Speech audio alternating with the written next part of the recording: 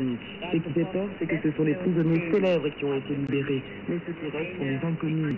Je suis ici parce que moi aussi j'ai été prisonnière d'opinion. Quand vous me regardez et m'écoutez, n'oubliez pas qu'un prisonnier d'opinion est un prisonnier de trop. Please remember the often repeated truth that one prisoner of conscience is one too many. C'est le premier voyage d'Aung Suu Kyi en Europe depuis que le pouvoir de Rangoon lui a permis de renouer avec la liberté et la vie politique. La revue de la presse hebdomadaire.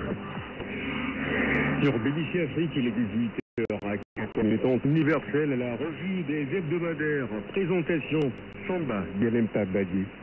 Où la planète se penche sur son avenir à Rio, The Economist se drape d'un manteau écologiste en s'intéressant au réchauffement de la planète et plus particulièrement à la fonte des glaces du pôle Nord.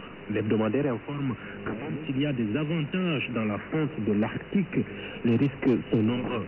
Parmi les avantages écrits des économistes, la possibilité d'accéder aux 30% des réserves non découvertes de gaz naturel et 13% des réserves de pétrole. Entre autres inconvénients, tempère le journal, la fonte de l'Arctique aura un effet désastreux sur la planète.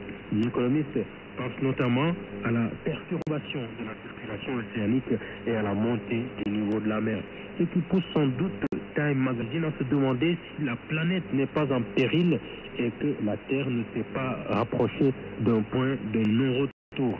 Le journal souligne que ce n'est pas le fait que l'environnement mondial et le climat changent qui inquiète tant de scientifiques, mais le rythme auquel cela arrive et si oui ou non les êtres humains et tout ce qui vit sur Terre seront capables de s'adapter.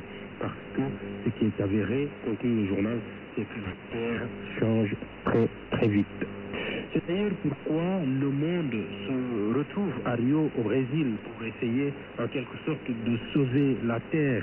Mais l'hebdomadaire brésilien Veja fait remarquer que les négociations achoppent sur une querelle entre pays développés et pays en développement, ces derniers refusant de payer pour la dégradation de l'environnement causée par les pays riches qui, eux, pensent que les responsabilités sont partagées. Qui peut sauver le Mali? C'est la question que se pose Jeune Afrique en soulignant que plus le temps passe, plus la situation dans le nord du pays devient intolérable et que le recours à la force semble désormais inévitable. Mais il ne faut pas tarder, précise toujours dans Jeune Afrique l'ex-chef d'état-major de l'armée sénégalaise, le général Lamine Cissé.